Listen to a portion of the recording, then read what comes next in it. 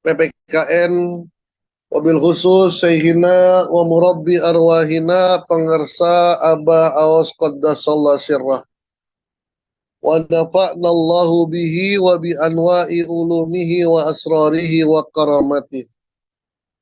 Wakil Talkin Syekh Mursyid Bapak Kiai Haji Mustafa Al-Maduri, Bapak Kiai Haji Mahya Al-Bukhari, Profesor Kiai Haji Raden Edi Sunarjo, Kiai Haji Imam Sutiono, Pemangku Hajat Ibu Haja Evi Rahmawati, Bunda Haya Prof. Priyatno, Bunda Dr. Sari, ikhwan akhwat yang dirahmati oleh Allah Subhanahu wa taala. Kesempatan kali ini saya ingin membaca sedikit dalam kitab Ihya Ulumuddin karya Al-Imam Al-Ghazali. Beliau adalah guru dari Syekhuna Syekh Abdul Qadir Al-Jailani. Terkait tentang syukur. Ada tiga kategori orang bersyukur mendapatkan kenikmatan. Ada tiga kategori orang berbahagia mendapatkan sesuatu. Yang pertama, Al-Imam Al-Ghazali mengibaratkan dengan seorang mendapatkan seekor kuda. Seseorang mendapatkan seekor kuda. Kategori pertama, ayyafroha bil farsi min haisu annahu farsun.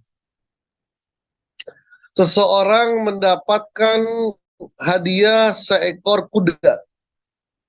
Dan dia berbahagia, dia senang karena mendapatkan kuda. Kesenangannya karena kudanya itu. Kenapa? Karena wa innahu malun yantafiu bihi. Karena kuda merupakan harta yang dapat memberikan kemanfaatan kepadanya.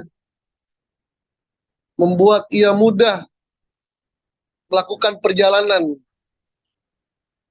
Atau kalau sekarang seorang dihadiahkan motor. Dia senang karena mendapatkan motor. Dengan motor itu dia bisa pergi kemana-mana.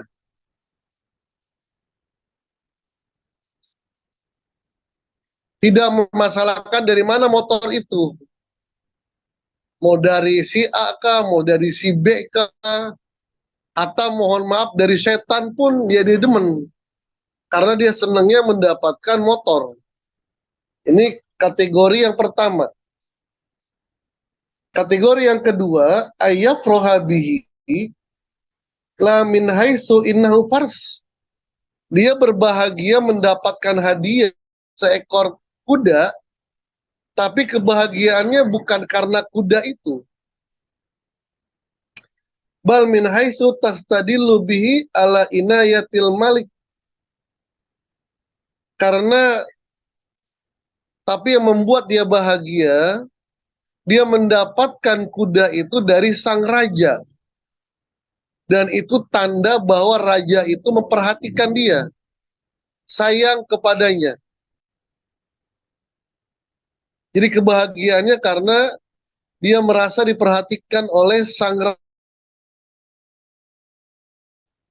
Dan sebagai bukti bahwa sang raja sayang kepadanya. Ini kategori yang kedua. Kategori yang ketiga, ayyafroha bihi liyar kabahu yakhruja fi khidmatil malik. Dia mendapatkan kuda dari sang raja, membuat dia bahagia. Tapi yang kebahagiaan dia itu bukan karena kudanya. Bukan karena sang raja memberikan kasih sayang kepadanya. Tapi yang membuat dia bahagia adalah dengan kuda itu, dia akan lebih mudah berkhidmah kepada sang raja. Dengan kuda itu dia bisa datang lebih cepat ke kerajaan. biasanya jalan kemudian dengan kuda itu. Jadi yang ketiga ini kategori orang yang bahagia karena kenikmatan itu membawa dia untuk semakin meningkatkan khidmatnya. Maka untuk kategori pertama kata Al-Imam Al-Ghazali itu tidak dicatat sebagai rasa syukur. Tidak dicatat sebagai, tidak dikategorikan sebagai rasa syukur. Karena yang membuat dia bahagia ya barangnya itu gitu. Terserah mau dia dapat mobil, dia dapat motor itu dari harta yang halal, harta yang haram itu udah tidak menjadi catatan bagi dia gitu.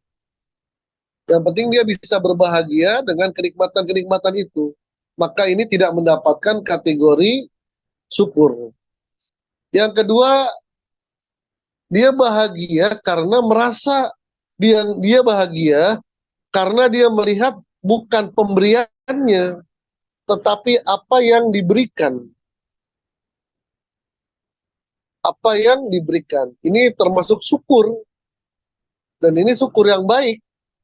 Jadi lihatlah siapa yang memberikan dan jangan melihat apa yang diberikan. Misalnya Bapak, Ibu, saya Ahmad Rusdi Wahab memberikan hadiah ke Bapak atau Ibu sorban baru yang harganya ya mahal lah gitu. Dan pada saat yang sama Abah Aos memberikan Bapak Ibu sorban juga gitu. Dan sorbannya sudah lama gitu. Saya memberikan sorban yang baru dan Abah memberikan sorban yang lama. Ketika ditawarkan kepada Bapak dan Ibu, mana yang dipilih? Pasti Bapak, Ibu akan memilih apa yang diberikan kepada dari Abah. Kenapa? Karena Bapak, Ibu tidak melihat apa yang diberikan, tapi melihat siapa yang memberikan. Ketika Abah memberikan peci kepada ikhwan, atau memberikan jas, atau memberikan sesuatu kepada ikhwan, yang membuat kebahagiaan mereka itu bukan sesuatu itu, gitu. Bukan pecinya itu, tapi kasih sayang Abah wujud atas pemberian itu. Ini namanya syukur. Dan inilah yang harus dilatih dalam diri kita. Apa? Dalam kehidupan sehari-hari, kalau harta itu datangnya dari Allah, maka dia akan mengambilnya. Meskipun secara nominal kecil. Sedangkan pemberian yang bukan dari Allah, meskipun nominalnya besar, dia tidak ambil. Karena yang dia lihat adalah sang pemberi, bukan pemberian itu. Ini bisa terjadi di kehidupan sehari-hari. Misalnya, ada seorang pejabat dapat gaji, misalnya 7 juta, bersih udah. 7 juta, itu gaji yang halal. Yang kalau dikasih makan kepada anak dan istrinya, kepada keluarganya itu akan memberikan keberkahan. Kenapa? Karena 7 juta itu berasal dari Allah. Dan dia ditawarkan pendapatan yang lebih besar. 7, kemudian ada objekan-objekan yang di markup atau korupsi-korupsi yang jumlahnya bisa 10 kali lipat, 70 juta. Gitu. Tapi uang ini tidak halal, antara haram atau subhat.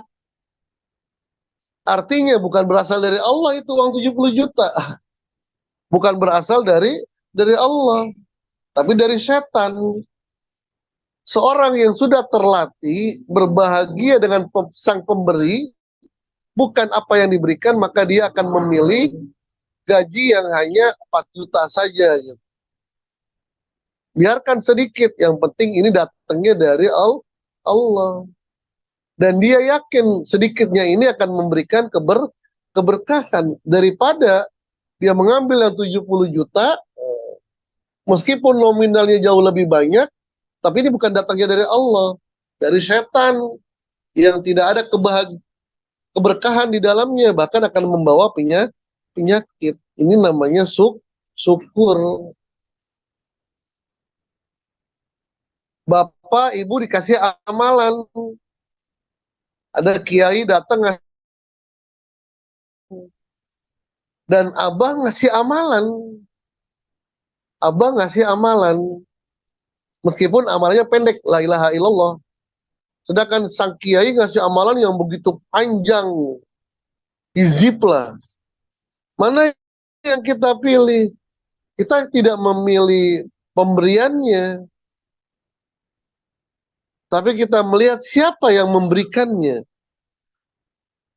Zikir la ilaha illallah yang memberikan itu Abah. Abah dari mana? Dari gurunya Abah Anom. Abah Anom dari gurunya Abah Sepuh. Ketika kita berbahagia seperti itu, karena ini datangnya dari Abah ini.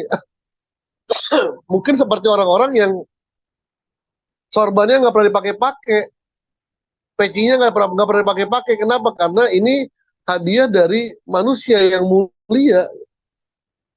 Ini yang kedua. Yang ketiga lebih tinggi lagi syukurnya. Dia bahagia dengan pemberian itu. Dia mendapatkan kuda dari sang raja. Dan dia senang. Kenapa? Karena dengan kuda itu dia lebih mudah berkhidmah kepada sang raja. Dapat panggilan, langsung pergi dengan kuda itu. Cepat, lebih cepat sampainya ke kerajaan.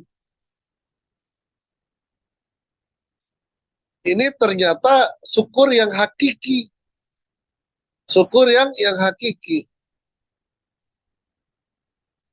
Kita mendapatkan amalan dari guru mursyid yang membuat kita bahagia, bukan karena amalan itu mendatangkan rezeki kepada kita.